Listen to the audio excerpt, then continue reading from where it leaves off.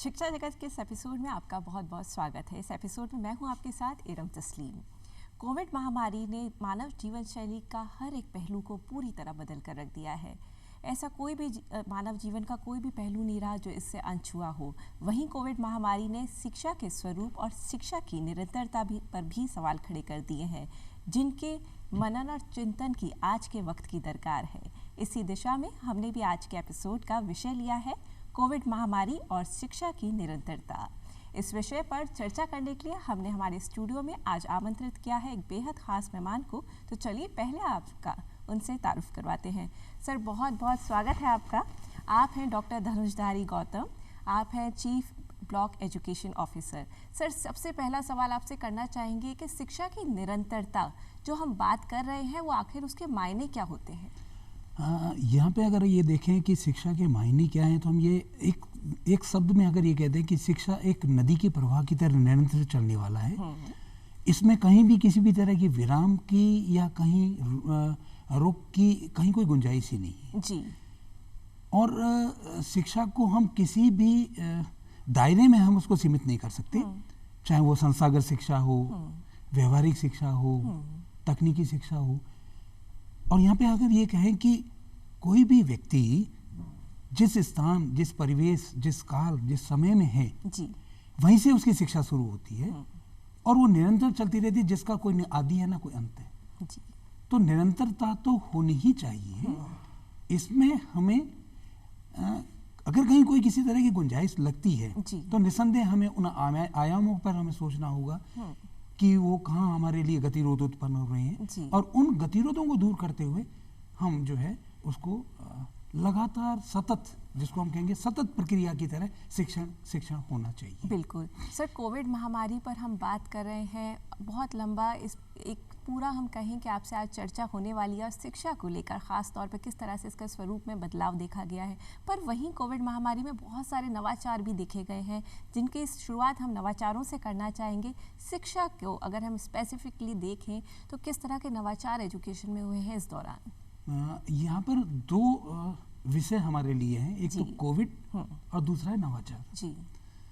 Covid विगत दशकों में इस तरह की कोई परिस्थिति, इस तरह की कोई ऐसी कंडीशंस नहीं आई कि जिसके बारे में हमने कभी कल्पना भी की हो कि भी इस तरह का कुछ होगा। तो पहला हमारे सामने सबसे बड़ा चैलेंज ये था कि जहाँ की एक मतलब हमारे दैनिक जीवन की गति रुक गई हो जी। दूसरा यहाँ पर यह है कि नवाचार निसंदेह प्रकृति का नियम है, आवश्यकता आविष्कार की जननी है। बिल्कुल। तो जब कोविड वाली बात आई कि भी कोविड में जब हमें वो विषम परिस्थितियों में हमको देखना पड़ा कि एंड ऑफ द मार्च 2020 में जब ये सारी हमारी जो दैनिक जीवन की प्रक्रियाएं थी ये सारी रुक गई, तो निसंदेह जो शिक्षण संस्थाएं थी उसमें भी जो है एक तरह का गतिरोध उत्पन्न हुआ बच्चों के मूवमेंट में। तो वहाँ पर हमारे वैज्ञानिकों, हमारे जो शिक्षा जो शास्त्र के जो विद्वान लोग थे, जो हमारी सरकार थी और जो विभाग थे, उनको ये मनन करना पड़ा। निसंदेह थोड़ा समय जरूर लगा जी। लेकिन राजस्थान के परिप्रेक्ष्य में अगर हम देखा जाए तो 20 या 22 मार्च के बाद में जो एक छोटे से समय बाद में, और मुझे अच्छी तरह याद आ रहा है कि 13 अप्रैल को जी एक नए क्लेवर के रूप में, एक नए आयाम के रूप में, जिसे कहते हैं कि आविष्कार या जो नवाचार है, तो वहाँ पर मंथन करके और बच्चों को किस तरह से निर्बाध रूप से शिक्षण अधिगम का कार्य करवाया जाए, ये नवाचार के रूप में वहाँ पर जो पहला नवाचार था वो यही था कि वर्तमान में जो एक सोशल मीडिया का बिल्कुल जो हमें सहारा लेना पड़ रहा है, तो सोशल मीडिया के जो जितने भी आयाम थे उनमें देखा गया कि इसमें सरल और सहज और व्यापक कौन कौन से हैं जी। उसमें हमें सबसे बढ़िया ये देखा कि व्हाट्सएप जो का जो चलन है वो सबसे सुगम है, सरल है और व्यापक है और दूरगामी भी है जी। यानी जन जन तक उसका जो हम कह सकते हैं कि प्रसार भी है। बिल्कुल। उसको ध्यान में रखते हुए और नवीन कार्यक्रम शुरू किए गए कि बच्चों को किस तरह से जो एक तरह के जैसे कह सकते हैं गैप आने की संभावनाएं थी, गैप आ चुका था जी। उस गैप को किस तरह से फिल किया जाए उसको ध्यान में रखते हुए और सोशल मीडिया के माध्यम से ये शिक्षण का कार्य आगे बच्चों बढ़ा, के साथ आगे बढ़ाया गया। बिल्कुल सर। तो ई लर्निंग की तरफ हम बढ़े हैं, जिस तरह से आप कह रहे हैं सोशल मीडिया का कोलैबोरेशन हुआ और हमने उसको निरंतरता स्थापित करने के लिए ई लर्निंग का सहारा लिया। सर, तो ई लर्निंग की बात करें तो इसमें शिक्षण में अभिवृद्धि कितनी महसूस की गई? यदि ये देखा जाए कि जो हमारी मूलभूत शिक्षा थी उसमें कहीं गतिरोध आया जी, लेकिन उससे कहीं ज्यादा हमें इस तरह का मालूम नहीं था कि जो हमारी ई लर्निंग है वो किस्म परिस्थितियों में किस स्थान पर किनके साथ और कैसे हमारे लिए एक वो अभिशाप के रूप में काम आएगी। तो ई लर्निंग से हमने ये देखा कि बच्चों में सहज भाव धीरे धीरे आया। हमारी पहुंच भी कम थी जी, उस पहुंच को हमने और ज्यादा व्यापक बनाया और ई लर्निंग को हमने एक सामान्य स्वरूप के रूप में देखा, जहाँ की ई लर्निंग को पहले हम एक स्पेशल रूप में देखा करते थे कि बिहार क्लासेस में ही ई लर्निंग का हम उपयोग करेंगे। हमने उसको ना करके हमने बिल्कुल बिगनिंग जो बिगनर्स होते हैं उनको भी ध्यान में रखते हुए और इसको हायर क्लासेस, और जैसे हम ये कहें कि जो विद्यालय शिक्षा थी क्लास 1 से लेके क्लास 12 तक की, जिसमें हम ये कहें कि उनको व्हाट्सएप ग्रुप के माध्यम से, उनको जो है वीडियो के माध्यम से, या उनको जो है ये सोशल मीडिया के जितने भी हमारे जो भी विकल्प थे उनके माध्यम से हमने उनको प्रचार प्रसार करके, और स्मार्ट क्लासेस के बारे में वो निर्भर करता है कि आपने ई लर्निंग का किस तरह से आपको सदुपयोग करना है। बिल्कुल सर, तो सारे रास्ते खुले हुए हैं, रास्ते बहुत सारे खुल गए और ई लर्निंग की तरफ हम बढ़ चले हैं सर। सर, जो ई लर्निंग की बात जिस तरह से आपने कही कि प्राथमिक कक्षाओं से हमने from beginner to higher classes तक हमने इस ई लर्निंग पर आ गए, पटरी जो थी शिक्षा की ई लर्निंग पर पूरी तरह आ गई, पर सर क्या प्राथमिक कक्षाओं में ई लर्निंग सही है? सही तो हम नहीं कह सकते, लेकिन हमारे लिए एक सहयोगी, जैसे हम कह सकते हैं कि टीचिंग लर्निंग एड के रूप में, जैसे हम कहते हैं, हमारे संसाधन है वो। मूलभूत शिक्षा हम उसको देना संभव नहीं है, बिल्कुल, लेकिन शिक्षा की गुणवत्ता में और शिक्षा के आयाम में अभिवृद्धि करने के लिए और बच्चों में कौशल विकसित करने के लिए ई लर्निंग का बहुत बड़ा योगदान है। बिल्कुल सर, योगदान होने के साथ साथ क्या आप उसके कुछ नुकसान, कुछ इस तरह के साइड इफेक्ट्स आप देखते हैं? और साइड इफेक्ट हम कहेंगे कि इसमें चुनौतियां तो जरूर है जी, चैलेंजेस, क्योंकि जब ई लर्निंग की जब बात करते हैं तो हमारे पास में पर्याप्त संसाधन होने चाहिए, हर स्तर तक होने चाहिए। बिल्कुल, जो जिनके पास संसाधन है वो तो इससे बहुत फैमिलियर हैं, लेकिन जिनके पास संसाधन नहीं है उनको संसाधन जुटाना जी, या फिर उसमें कोई उनको विकल्प खुले रखना कि भाई उनके साथ कौन से विकल्प हो सकते हैं। तो निसंदेह जब धीरे धीरे इन पे काम किया जाता है तो हमारे साथ चुनौतियां भी आती है। तो हम इसका ये तो नहीं कह सकते कि हम ये एक जो हमारी परंपरागत जो ट्रेडिशनल शिक्षण व्यवस्था है उसका विकल्प नहीं है जी, उसका सहयोगी है। सहयोगी, और अगर दोनों को सहयोग लेके कहें तो निसंदेह एक कॉम्बो जो हमारा रूप है, कॉम्बो पैक है, उससे हम बच्चों में और गुणवत्तापूर्ण शिक्षा देने और बच्चों में शैक्षिक कौशल या कौशल में अभिवृद्धि करने में ये हमारे एक सहायता कर रहा का है, माध्यम बन सकता है। बिल्कुल सर, और बन भी रहा है, और शिक्षा का प्रसार और प्रचार हम देख रहे हैं किस तरह से हो रहा है। पर सर यहाँ एक चैलेंज ये भी आता है कि एक छोटा बच्चा प्राइमरी क्लासेस का ही हम ले लें, वो कंप्यूटर स्क्रीन के आगे काफ़ी देर तक, काफ़ी समय जो है वो ई लर्निंग में जा रहा है, तो फिजिकल एक्टिविटीज़ कहीं ना कहीं कम होती जा रही हैं। तो इस तरह के दुष्प्रभाव भी बच्चों को देखे गए हैं ई लर्निंग के दौरान, तो उस पर आपका क्या कहना है और क्या इसका ऑल्टरनेटिव होना चाहिए ई लर्निंग के साथ?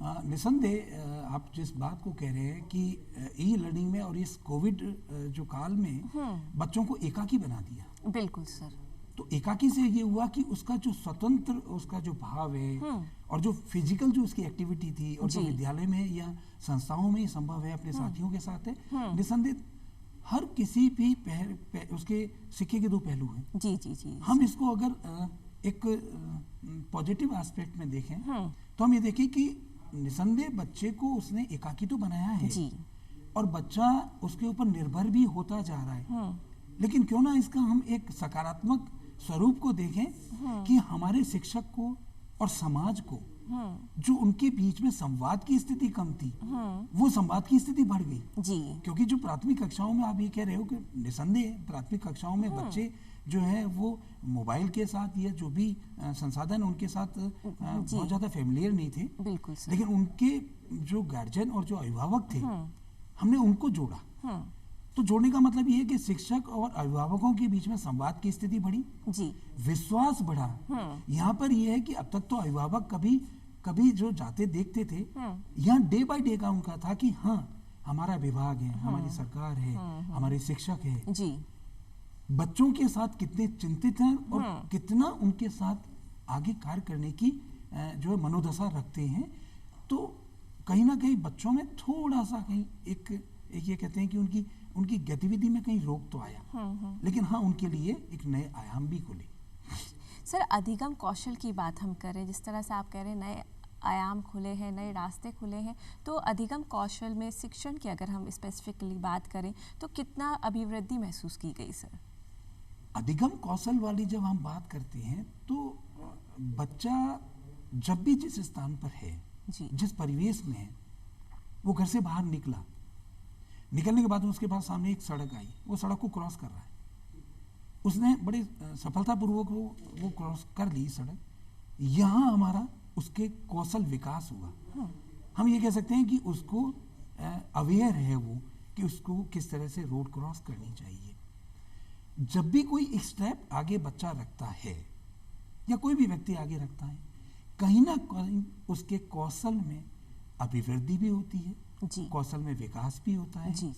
यहाँ पर मायने अगर हम ये देखें कि ई लर्निंग या ये सारा पूरा वर्तमान में जो वर्तमान परिप्रेक्ष्य में जो परिस्थितियाँ बनी हुई हैं, बच्चों के अधिगम यानी शैक्षिक अधिगम में तो हम ये कहेंगे इतना ज़्यादा अभिवृद्धि नहीं हुई, लेकिन जो अधिगम कौशल विकास के जो संसाधन है उसके आत्मसात में अभिवृद्धि जरूर हुई है। बिल्कुल जी। क्योंकि मोबाइल के साथ बड़ा फेमिलियर हुआ है, वो यूट्यूब को जान गया है, वो स्मार्ट क्लासेस को जानने लग गया कि स्मार्ट क्लासेस क्या होती हैं। लैपटॉप के यूज केवल हम ये कह सकते हैं कि लेटर टाइप करना या फिल्में देखना ही नहीं है, स्मार्ट क्लास में उनका क्या उपयोग है और किस तरह से हम उसको और ज़्यादा मतलब उसको हम सहज बना सकते हैं। तो जो भी मायने हैं, जैसे दूरदर्शन वाली बात है, तो अब तक दूरदर्शन हम ये देखते थे कि धावर कुछ जो है वो सीरियल्स ही आते हैं या पिक्चर। आज पता चला कि दूरदर्शन के मायने ही है कि हम शिक्षा के संसाधन के रूप में भी हम देख सकते हैं। बिल्कुल। हम आकाशवाणी को किस तरह से हम शिक्षा के प्रचार प्रसार के संसाधन के रूप में उपयोग कर सकते हैं। तो ये सारे के सारे जो आत्मसात हुआ है, ये कहीं ना कहीं बच्चों के कौशल में अभिवृद्धि हुई है और देख रहे हैं, और शिक्षा की निरंतरता का एक जीता जागता हम एग्जाम्पल इसको कह सकते हैं। सर स्माइल की बात करें, स्माइल से क्या अभिप्राय है हमारे दर्शकों को बताइए आप। स्माइल के मायने अगर हम देखा जाए तो इसका शाब्दिक अर्थ तो है ही है कि भी हम प्रसन्न चिन्ह मुद्रा में, बिल्कुल वो आपका चेहरा देखते ही स्माइल आ गई है। तो बिल्कुल, लेकिन इसका अगर हम विस्तृत रूप इसके जो एब्रीविएशन या विस्तृत रूप देखा जाए तो वो ये है कि social media interface for learning enhancement. यानी कि जो गैप आने की संभावना हुई, लर्निंग लॉस की जो एक संभावना व्यक्त हो रही थी, तो राज्य सरकार ने बहुत कम समय में ये ध्यान में रखते हुए कि कोविड की जिस तरह से एक पीछे फीडबैक आ रहा था कि बहुत लंबा चलेगा जो भी है, तो एक कार्यक्रम जो है सोशल मीडिया को ध्यान में रखते हुए, सोशल मीडिया का सहारा लेते हुए और जिसमें कहेंगे व्हाट्सएप को सहारा लेते हुए एक कार्यक्रम शुरू किया स्माइल का। और स्माइल के माध्यम से व्हाट्सएप की सहायता से अभिभावकों के साथ, बच्चों के साथ जो उनका पाठ्यक्रम था, उस पाठ्यक्रम को ध्यान में रखते हुए बच्चों के कक्षा स्तर को, बच्चों की गति, जो सीखने की गति थी, बच्चों के जो सीखने के स्तर थे, उसको ध्यान में रखते हुए छोटे छोटे वीडियोस बनाए गए और उन वीडियो के माध्यम से बच्चों में शिक्षा की जो प्रक्रिया थी उसको निरंतर बनाए गए और इसमें निरंतर बदलाव भी आए। तो उसमें स्माइल 1 का नाम दिया, जिसमें कि छोटी छोटी जो है यूट्यूब पर है छोटे वीडियो दिए गए थे। फिर उसके बाद में ये देखा गया कि नहीं, बच्चों में अभी और थोड़ा सा हमें इसको और सहज या थोड़ा और इसको विकसित करना है, तो स्माइल 2 का नाम दिया गया, जिसमें बच्चों को केवल हमने पिक्चर ही नहीं अपितु उसमें गृह कार्य को भी समावेशित किया। उनके साथ वर्कशीट का था कि वर्कशीट को भी एड ऑन किया उसके। जब हमने देखा कि विद्यालय खुल गए या विद्यालय खुलने की स्थिति में थे, तो स्माइल 3 कार्यक्रम शुरू किया गया। उसको थोड़ा सा और उसको विकसित रूप में दिया गया जी। तो कहने का अर्थ यहाँ पे ये है कि जैसे जैसे परिस्थितियां आई, परिस्थितियों के ध्यान में रखते हुए हमने अपने संसाधनों को किस तरह से एक सकारात्मक रूप में हमने उसको उपयोग में लिया, ये स्माइल कार्यक्रम के। और ये हम इस प्लेटफॉर्म से मैं कह सकता हूँ कि राजस्थान राज्य ऐसा था जिसने बहुत शॉर्ट पीरियड में राजस्थान के 10,000 विद्यालयों, 302 ब्लॉक, 33 जिले, राज्य के एक केंद्र से एक नेटवर्क विकसित किया और जो कि 80 लाख विद्यार्थियों को टारगेट रखते हुए, और उसमें ये देखा गया कि कक्षा वर्ग के में जब उसका फीडबैक लिया गया तो ये देखा गया कि लगभग 30 से 40% बच्चों में एक तक हमारी पहुंच बनी। और जैसे जैसे स्माइल के स्वरूप बदले, हम एडवांस रूप में गए, बच्चों को और अधिक हमने लाभान्वित किया। बिल्कुल सर, लर्निंग आउटकम्स की अगर हम बात करें, जिस तरह से आप कर रहे हैं, बहुत बेहतरीन आए हैं। कौशल विकास हुआ है, स्किल डेवलपमेंट हुई है, बच्चों से इंटरेक्शन ई लर्निंग के माध्यम से बढ़ा है। सर उस पर चाहेंगे आप थोड़ी और रोशनी डालें। एक छोटा सा एग्जाम्पल मैं आपको दे रहा हूं। जी। जयपुर में ही विधानसभा के पास में अवधपुरी एक स्कूल है जी। वहां पर जिस परिवेश के बच्चे पढ़ते हैं, निसंदेह उनमें, क्योंकि बच्चे सब मतलब हुनर रखने वाले होते हैं, वहाँ पर इस तरह से फीडबैक आया। और एक जैसे हम कहते हैं कि जो स्टोरी अगर देखी जाए, सक्सेस स्टोरी अगर देखी जाए, 2 बच्चे ऐसे थे जो कि मोबाइल से बहुत यूज्ड टू थे। उनको सहज भाव से यूट्यूब पे जाना और व्हाट्सएप का उपयोग करना। तो जो वहाँ के शिक्षकों ने स्मार्ट क्लास से और उनको जो है शिक्षण के जो भी पाठ्यक्रम को जो डिलीवर करना था, उन्होंने अपने संसाधनों को उपयोग करते हुए स्मार्ट क्लासेस से जो उनको डिलीवर किया। तो वहाँ ये ध्यान में आया कि जो 2 बच्चे, जिसको हम ये कहते हैं कि थोड़े से चंचल प्रवृत्ति के थे, उनकी जो सामर्थ्य और जो शक्ति और जो एनर्जी थी, उन्होंने उसको सीखा। और सीखने के बाद में, यानी जब वो बच्चे जब ग्रुप में, समूह में जब आते थे अपने मोहल्ले से, तो उनको वहीं से ही उनको सिखाते हुए आते थे कि आज इस तरह से हमने इस पाठ को ये देखा, मैडम ने या सर ने हमें ये बताया। तो यह कहने का मतलब ये है कि केवल बच्चा अकेला ही नहीं, अपितु क्या है कि बच्चा जब अपने परिवेश में अपने साथियों के साथ होता है तो निसंदेह समूह से भी बहुत उसको जो है सीखने को मिलता है और अनुभव जो मिलते हैं उसको सीखने को, तो बच्चा बच्चे की बहुत जल्दी नकल करता है जी। तो ये मैं एक सक्सेस स्टोरी आपको एक एग्जांपल दे रहा हूँ जो कि मेरे संज्ञान में ऐसे जानी कितनी, एक छोटा सा एग्जांपल मैं और देना चाहूँगा। बाड़मेर में एक ऐसे शिक्षक की एक स्टोरी आई, हाईलाइट हुई वो, और वो पत्रकारिताओं में भी और समाज पत्रों में, समाचार में भी बड़ा विकसित हुआ कि वो ऊंट पे बैठ के बच्चों के साथ, जहाँ 2 या 3 बच्चे मिल जाते हैं, उनके साथ बैठ के उनके साथ काम करना। तो कहने का मतलब ये है कि वो हमारे निर्भर करता है कि हमारी सोच और हमारी आगे का हमारे लक्ष्य क्या है, उनमें ध्यान में रखते हुए हम किस तरह से कार्य करेंगे, ये हमारे ऊपर निर्भर करता है। बहुत ज़्यादा सर, हमारी खुद का जो होता है उद्देश्य क्या है और हम किस हद तक उसको पूरा करने के लिए कोशिश करते हैं, हमारी जद्दोजहद कैसी होती है, उस पर निर्भर करता है। सर हम जब ई लर्निंग की बात कर रहे हैं तो क्या क्या सावधानियाँ रखनी चाहिए शिक्षण की अगर बात करें तो? ई लर्निंग की सावधानियों में तो सबसे बड़ी सावधानी ये है कि इसका जो नेगेटिव इफेक्ट है वो ये है कि ऐसा ना हो कि अभिभावक इतने लापरवाह हो जाएं कि बच्चे को स्वतंत्र रूप से कार्य करने के लिए उसको एकांत में छोड़ दें। कहीं ऐसा ना हो कि वो, क्योंकि आज जो गूगल प्लेटफॉर्म पे वो तो समुद्र है, बिल्कुल उसमें जितने भी गोते लगाए जाएं वो कम है।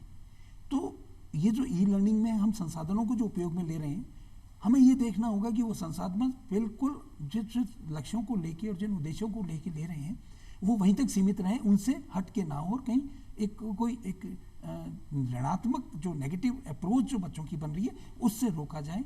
तो ये एक बहुत बड़ा चैलेंज हमारे सामने है जी। सर जब चैलेंज हमारी जब बात कर ही रहे हैं तो एक चैलेंज ये भी होता है कि काफ़ी बार ई लर्निंग को ही एक तरफा एजुकेशन, एक तरफा एक्टिविटी के रूप में भी देखा जाता है, वन साइडेड। तो उसको आप किस तरह से देखते हैं? निसंदेह इसको ई लर्निंग को वन साइडेड है, लेकिन हम ये दूसरा है, खाली ई लर्निंग कहना ही वन साइडेड नहीं है। ई लर्निंग के माध्यम से अगर स्मार्ट क्लास को लगाया जाए जी, और वहाँ पर हम सामान्यतः देखते हैं कि जो गूगल मीट हमारी होती है, गूगल मीट पे हैंड रेज करते हैं, हैंड रेज से क्वेश्चन होते हैं, तो ऐसा नहीं है केवल हमें एक हमारी एक मानसिकता ये बन गई है वन साइडेड है। नहीं, आज हम गूगल मीट के माध्यम से जो भी हमारे डिपार्टमेंट्स की मीटिंग चलती है उसमें निसंदेह क्वेश्चनरीज के लिए एक प्रावधान रखा जाता है।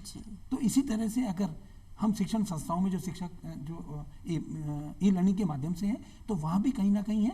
और हम फिर भी यही कहेंगे कि ई लर्निंग स्वतंत्र रूप से हम शिक्षण का माध्यम नहीं है, ये हमारी परंपरागत शिक्षण प्रक्रिया का एक सहज माध्यम है। और उसके साथ अगर दोनों को हम एक दूसरे को साथ में लेके रखें तो कहीं ना कहीं हम गुणवत्ता की ओर अग्रसर है, सहयोगी के रूप में हम इसको ले सकते हैं। बिल्कुल सर, एक ऑल्टरनेटिव नहीं है जिस तरह से आपने बताया। सर, हम लर्निंग लॉस के बारे में अगर बात करें तो आने वाले समय में किस तरह की तैयारियां देखी गई हैं? लर्निंग लॉस में डेफिनेटली ये बहुत बड़ा चैलेंज है चुनौतियों के रूप में, क्योंकि कक्षीय गतिविधियों में जो बच्चे अध्ययन करते हैं उसमें 2 या 3 तरह के बच्चे उसमें को हम आइडेंटिफाई करते हैं, जैसे श्रेणीगत करते हैं। कुछ बच्चे ऐसे होते हैं जो बिलो क्लास स्टैंडर्ड हम ये कहते हैं, जो कि कक्षा स्तर से न्यून समझ रखते हैं।